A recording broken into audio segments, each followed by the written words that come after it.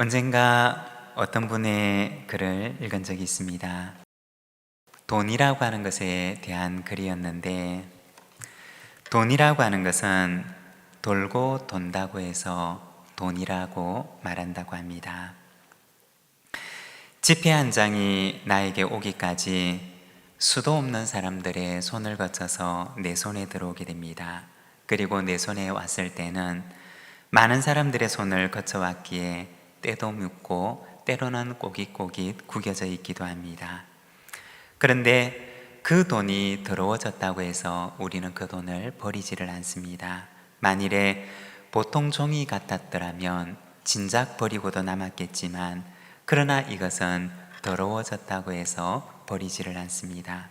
더군다나 5만 원짜리와 같은 큰 돈일수록 더욱 그러합니다. 왜냐하면 돈이라고 하는 것에는 그 자체가 가지고 있는 화폐의 가치를 가지고 있기 때문입니다. 구겨지고 더러워지고 비록 찢어진 5만 원짜리라 할지라도 그 안에는 변함없는 가치가 들어있는 것입니다. 우리도 이 세상에서 이리 치이고 저리 치이며 구겨진 지폐처럼 초라하게 보인다 하더라도 우리 안에는 그 어떤 것으로도 손상할 수 없는 고귀한 가치가 들어 있습니다. 바로 하나님의 자녀로서의 가치입니다. 세상의 그 어떤 화폐로도 비교할 수가 없는 하나님 자녀로서의 가치가 우리 안에 있음을 기억하며 오늘도 하나님의 자녀로 힘있게 살아가는 우리 부산진 모든 믿음의 가족들이 되시기를 바랍니다. 오늘부터 몇 주간 동안에는 주님께서 가르쳐 주신 기도, 너희는 이렇게 기도하라고 하는 주제를 가지고 예수님께서 제자들에게 가르쳐 주셨던 주기도에 대해서 우리가 한 절 한 절 말씀을 묵상하며 그 말씀을 함께 나누고자 합니다. 오늘은 그 첫 번째로 너희는 이렇게 기도하라, 하늘 아버지께 라는 제목으로 말씀을 함께 나누고자 합니다. 기도란 무엇이고 우리는 어떻게 또 무엇을 위해서 기도해야 하는 것일까요? 누가복음 말씀해 보게 되면 오늘 우리가 읽었던 이 말씀이 나오게 된 배경에 대해서 소개를 하고 있는데, 누가복음 11장 1절 말씀을 보면 이렇게 말씀을 합니다. 예수께서 한 곳에서 기도하시고 마치심에 제자 중 하나가 여짜오되 주여, 요한이 자기 제자들에게 기도를 가르친 것과 같이 우리에게도 가르쳐 주옵소서. 예수님께서 어느 날 기도를 하시고 오셨는데 제자 가운데 한 사람이 예수님께 와서 예수님, 우리에게 기도에 대해서 좀 가르쳐 주십시오 라고 요청을 하게 되었습니다.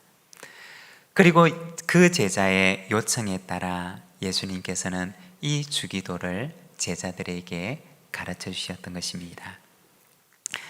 그리고 오늘 우리가 읽고 있는 이 마태복음 말씀에서는 예수님께서 제자들에게 가르쳐 주셨던 그 기도에 대한 내용을 조금 더 상세하게 말씀을 해주고 있습니다.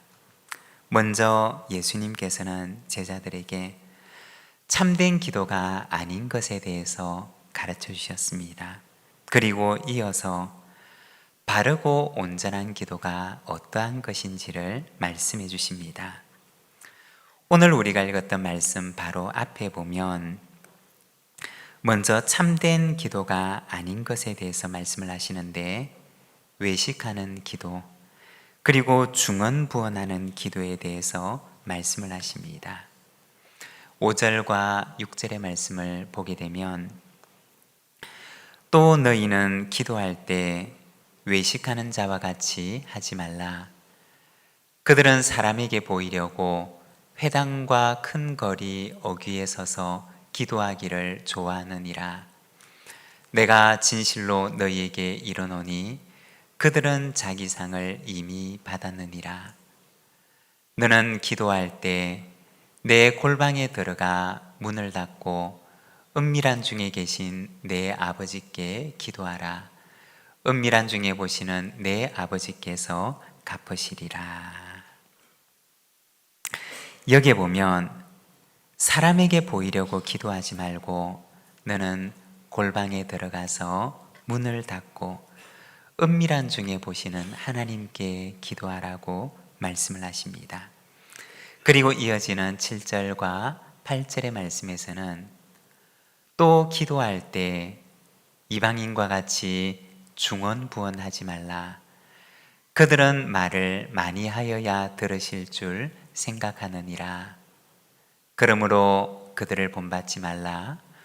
구하기 전에 너희에게 있어야 할 것을 하나님 너희 아버지께서 아시느니라. 여기 이 7절과 8절의 말씀에서는 예수님께서 제자들에게 중언부언하지 말 것에 대해서 말씀을 하십니다. 그리고 하나님 너희 아버지께서는 너희에게 있어야 할 것을 아신다라고 하십니다.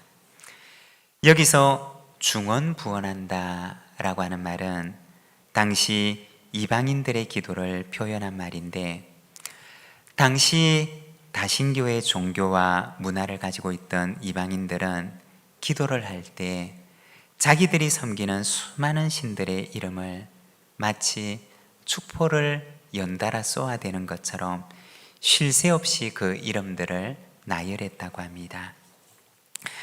당시에 관한 자료들을 보게 되면 이스라엘을 중심으로 한 그 주변의 종교와 문화를 보게 되면 약 300개 이상의 이방 신들이 숭배되고 있었다고 합니다. 그래서 그들은 기도할 때 어떤 신이 내 기도를 들어줄지를 알지 못하기 때문에 그 수많은 신들의 이름을 주문처럼 암송하고 외우면서 기도를 했다는 것입니다. 이것이 바로 이방인들의 중언부언하는 기도였습니다. 예수님께서는 제자들에게 먼저 잘못된 기도에 대해서 말씀을 해주시고는 이것은 기도가 아님을 말씀하셨습니다. 그리고 제자들에게 너희는 이렇게 기도하라고 하시면서 바르고 온전한 기도에 대해서 말씀을 하십니다. 예수님께서 제자들에게 가르쳐 주셨던 기도는 어떤 기도일까요? 바르고 온전한 기도는 어떠한 기도일까요? 우리는 어떻게 또 무엇을 위해서 기도해야 하는 것일까요? 우리가 몇 주간 주님께서 제자들에게 가르쳐 주셨던 그 기도를 보면서 기도에 대해 생각하고 또 묵상하며 실천하는 시간이 되기를 원합니다. 먼저 첫 번째로 주님께서 제자들에게 가르쳐 주셨던 기도는 아빠를 향한 기도였습니다. 9절의 말씀을 우리가 함께 봉독하겠습니다. 그러므로 너희는 이렇게 기도하라. 하늘에 계신 우리 아버지여, 이름이 거룩히 여김을 받으시오며. 예수님의 이 말씀은 먼저 기도의 대상에 대한 말씀입니다. 그 기도의 대상은 하늘에 계신 우리의 아버지라고 말씀을 하십니다. 우리가 드리는 이 기도는 무의미하게 허공을 향해서 쏘아대는 기도가 아니라 분명한 대상을 향하고 있는 기도임을 말씀하십니다. 사도행전 17장 22절과 23절의 말씀을 보게 되면 사도 바울이 전도를 하다가 아덴에서, 지금의 아테네에서 보았던 것에 대해서 이야기를 하는데 이렇게 말씀을 합니다. 바울이 아레오바고 가운데 서서 말하되, 아덴 사람들아, 너희를 보니 범사에 종교심이 많도다. 내가 두루다니며 너희가 위하는 것들을 보다가 알지 못하는 신에게 라고 새긴 단도 보았으니, 그런즉 너희가 알지 못하고 위하는 그것을 내가 너희에게 알게 하리라. 바울이 아덴 지방에서 전도를 할 때 그가 보았던 것을 말했던 것입니다. 아덴 사람들의 그 종교성에 대해서 이야기를 하는데 그들은 범사의 종교성이 많은 사람들이었습니다. 그리고 바울이 한 곳에 이르렀을 때 알지 못하는 신에게라고 하는 문구가 새겨져 있는 제단에서 어떤 사람이 자기도 알지 못하는 그 신에게 제사를 드리고 있는 것을 보게 되었던 것입니다.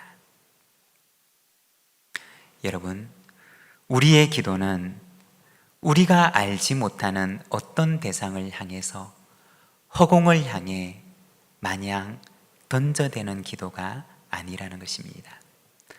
우리의 기도는 분명한 대상을 향하고 있는 기도라는 것입니다. 그 대상은 누구이며 또 기도를 드리는 자와 어떤 관계 속에 있는 것이냐. 예수님께서는 말씀하시기를 너희의 기도의 대상은 바로 너희의 아버지가 되신다 라고 말씀을 하십니다.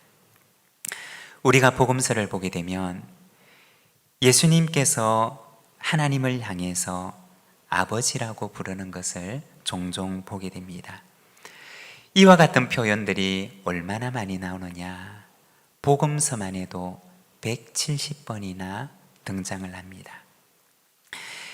예수님께서는 하나님을 향해서 언제나 아버지라고 부르셨고 그리고 제자들에게도 하나님을 아버지라고 가르쳐 주셨습니다.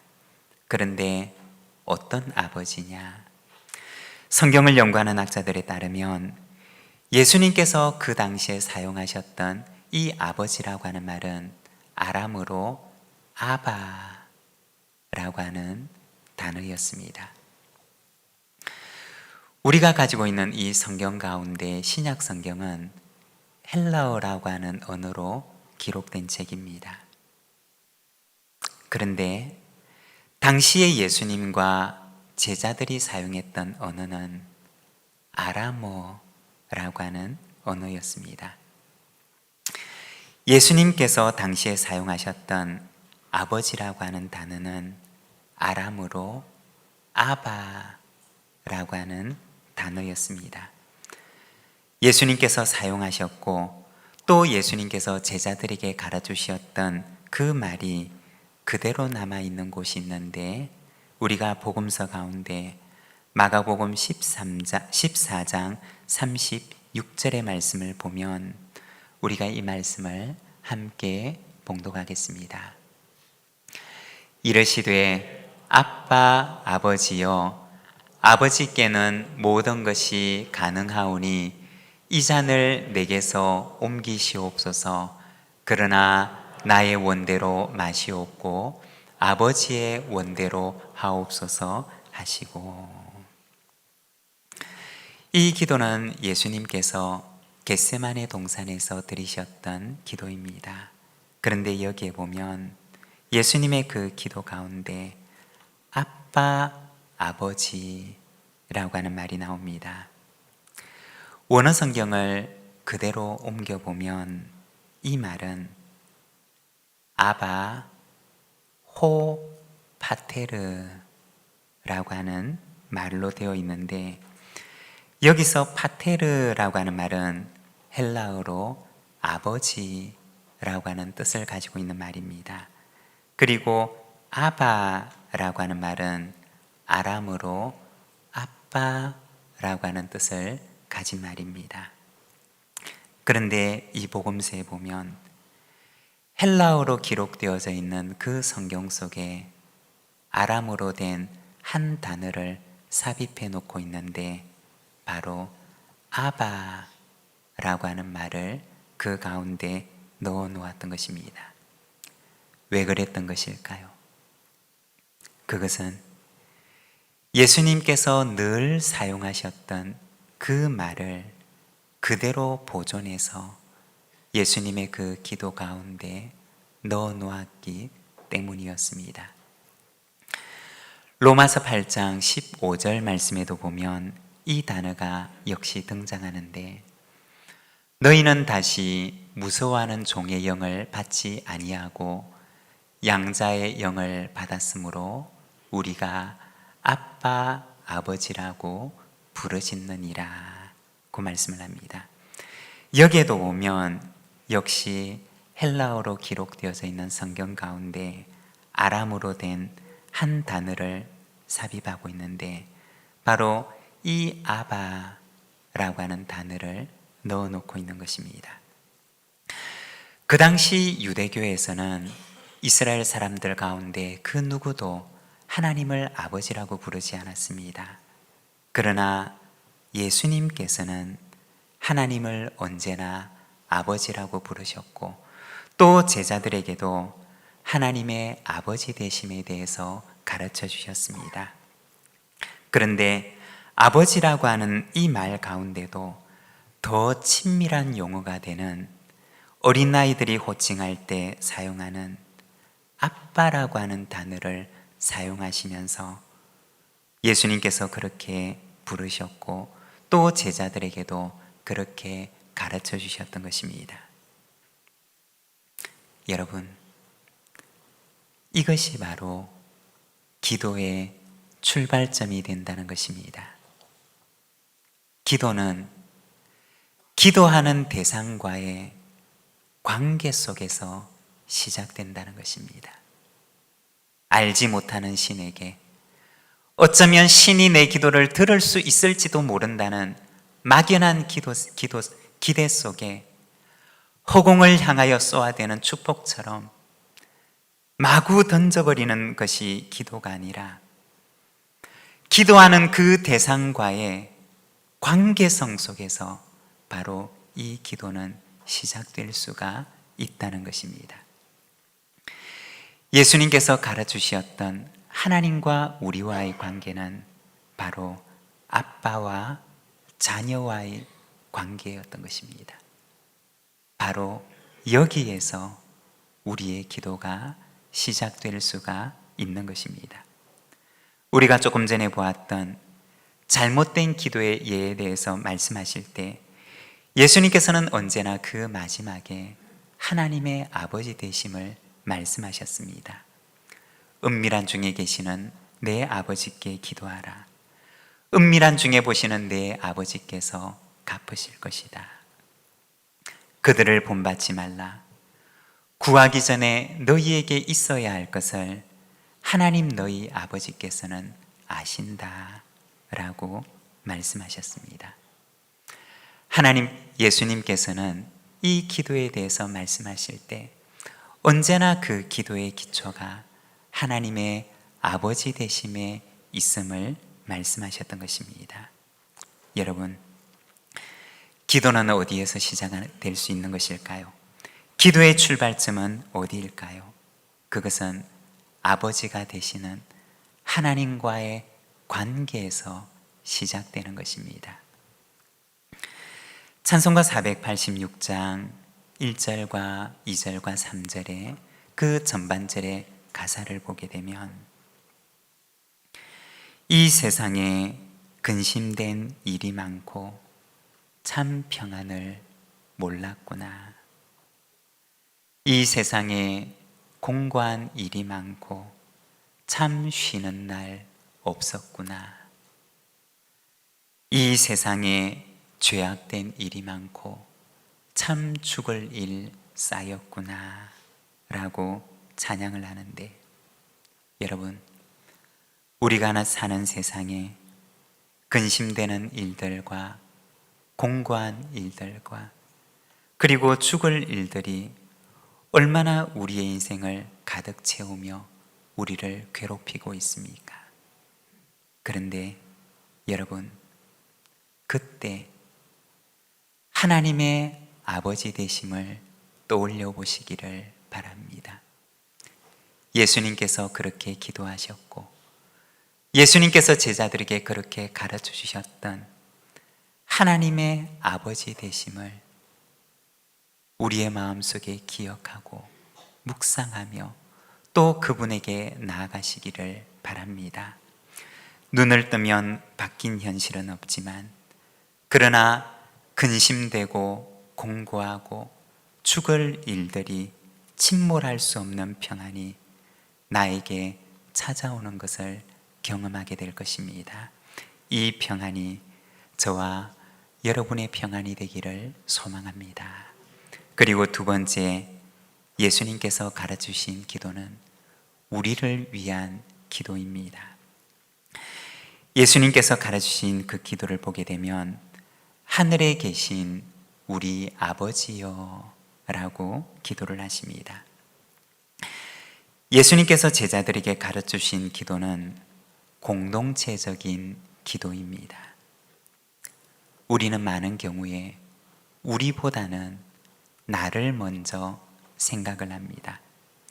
그런데 예수님의 기도는 우리의 아버지를 향한 기도입니다.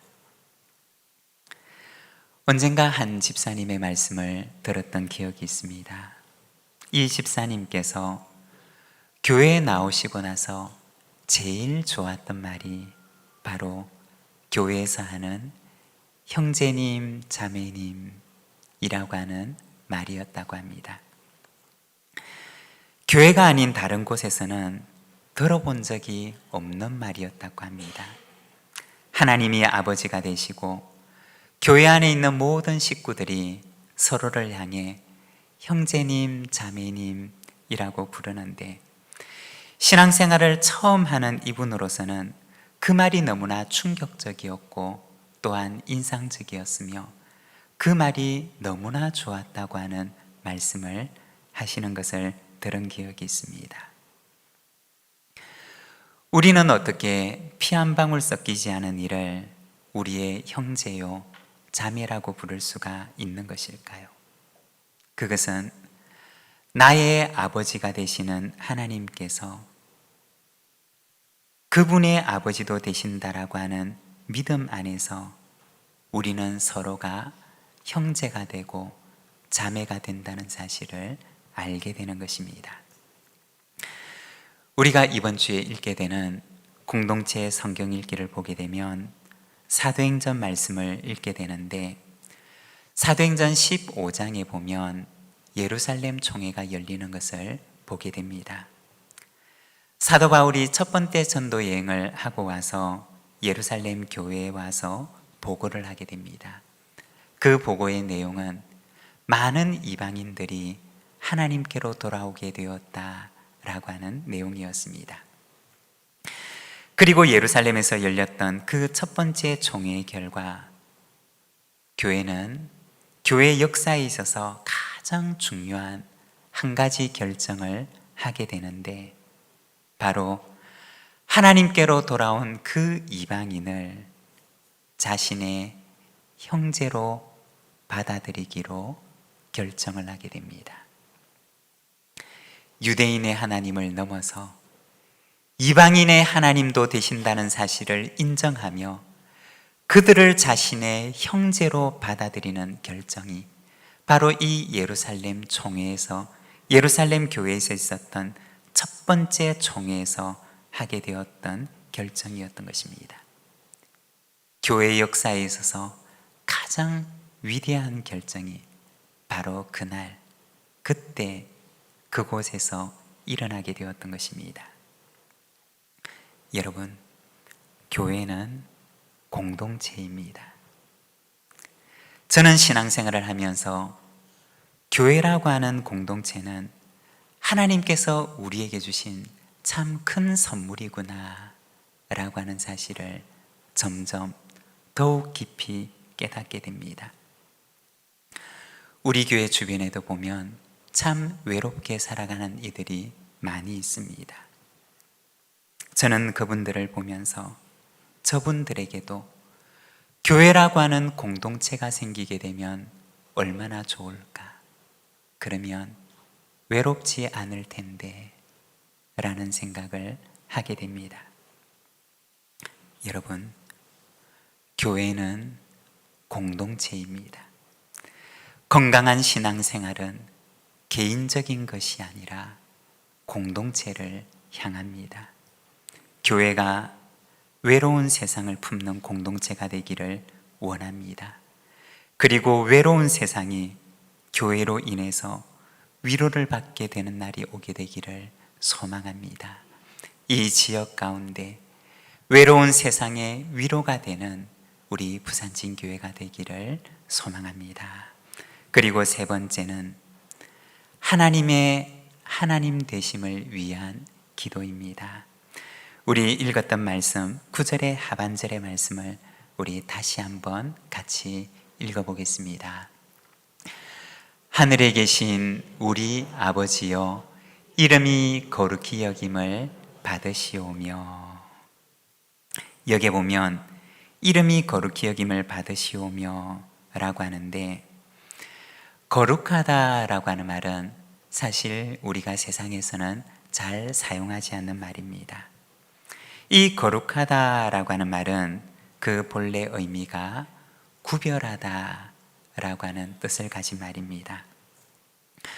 우리가 성전이라고 하는 말을 사용할 때 거룩하다는 의미를 지니고 있는 성자를 사용하는데, 이 말은 성전은 다른 일반 건물들과는 다른 구별되어야 하는 건물입니다 라고 하는 뜻입니다.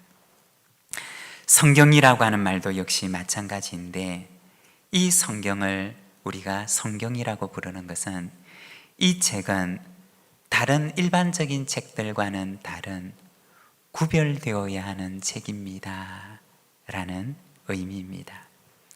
그러면 오늘 말씀에 나와 있는 이름이 거룩히 여김을 받으시오며 라는 이 말의 의미는 무엇일까요? 이름이라고 하는 것은 그 이름이 가리키고 있는 존재를 의미하는 것인데, 하나님의 존재는 다른 일반적인 모든 피조물들의 존재와는 구별되어야 합니다 라는 의미입니다. 그런데 성경을 보게 되면 하나님의 구별됨, 하나님의 거룩함이 침범되는 일이 일어나게 되는데, 이러한 구별됨을 거절하고 하나님의 존재를 자신의 존재와 일반화하는 일이 일어나는데, 창세기 3장 4절에서 6절까지 말씀을 보면 이렇게 말씀을 합니다.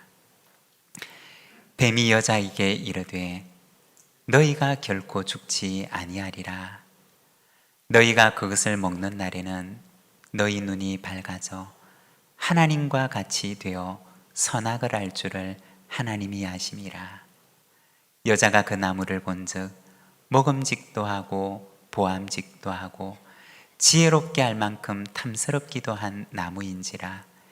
여자가 그 열매를 따먹고 자기와 함께 있는 남편에게도 주매 그도 먹은지라. 이 창세기 3장의 말씀을 보게 되면 창조주와 그 피조물 사이에 구분이 사라지는 일이 일어나게 되는데, 피조물과 구별되는 하나님의 창조주 되심을 인정하지 않고 자기가 하나님처럼 되고자 하는 마음을 가지고 하나님의 주권에 도전하고 거절하는 일이 일어나게 됩니다. 이것이 바로 성경이 말하는 죄이고 타락인 것입니다. 이름이 거룩히 여김을 받으시오며 라고 하는 이 기도는 하나님의 거룩하심의 회복을 위한 기도입니다.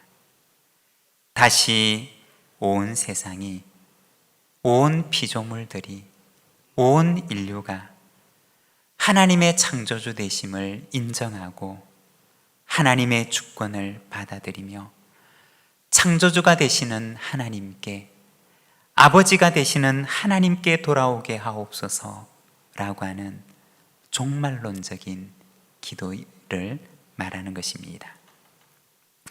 예수님께서는 제자들에게 너희는 이렇게 기도하라고 말씀을 하셨습니다. 예수님께서 가르치신 기도는 아빠를 향한 기도입니다.